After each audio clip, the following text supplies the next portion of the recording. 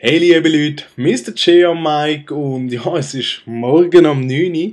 Das Bett liegt hinter mir und schreit, ja, ich habe bis jetzt geschafft und ich möchte eigentlich nur noch schlafen, aber da wir ja jetzt dann bald abfahren, lohnt es sich für mich nicht mehr, sonst bin ich noch mehr kaputt als vorher.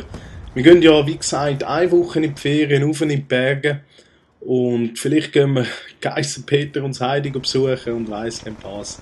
Nein, Schatz, wir gehen rauf, ein bisschen chillen, ein bisschen relaxen, ein bisschen entspannen. Und wir haben uns so einen USB-Stick gekauft, wo man ins Internet kann, weil wir ja dort oben sonst allgemein kein Internet haben in dieser Hütte. Und der USB-Stick hat eine Bandbreite von 100 Megabyte pro Sekunde, kann man also wirklich nicht motzen. Das ist genauso schnell wie meine Ethernet-Leitung, LAN-Leitung, die Heime. Gut, es gibt jetzt eine 150er, habe ich gesehen. Ich frage mich langsam, für was braucht man eine 150er Leitung? Irgendwann wird man eh nicht schneller beim Zocken. Und ja, wir probieren halt, dass wir dort oben guten Empfang haben. Wir kennen es ja in den Bergen, beim Bergsteigen, Klettern, Snowboarden, Skifahren, Rodeln, Geissen, Fötteln und weiss nicht was. Und wenn wir halt einen guten Empfang haben, werden ein bisschen mehr von uns hören. Wenn wir gar keinen Empfang haben, sagen wir mal Tschüss für eine Woche. Ihr hört uns dann in einer Woche wieder. Ich hoffe, ihr verkraftet das alle. Sonst könnt ihr das gerne auf unsere Wand schreiben, da unter einem Video. Und wir schicken uns Kärtchen, so als Entschuldigung. Nein, Scherz beiseite. Ja, ich wollte mich eigentlich gar nicht länger auf Folter spannen. Und gar nicht länger aufhalten, besser gesagt. Ich habe irgendwie noch ein Thema gehabt, aber das ist jetzt gerade irgendwie untergegangen. Ja, und ganz klar natürlich, wenn wir nicht online zocken können, werden wir halt so Singleplayer-Games anschauen, die wir neu gekauft haben.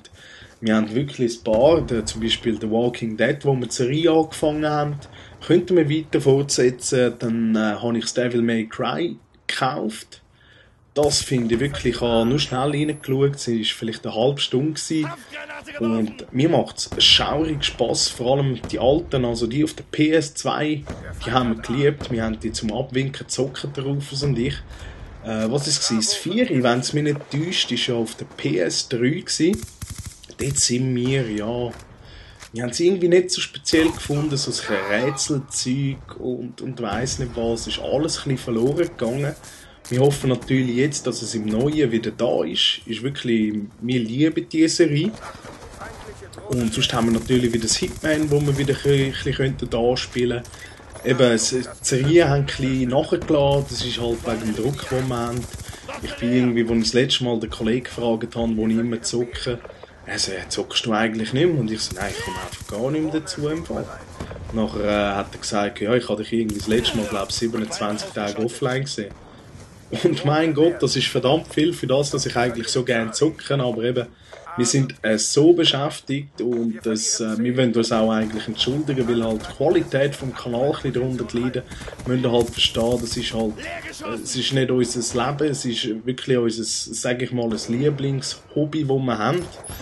Und ja, uns stresst es auch, wenn wir nicht zocken können.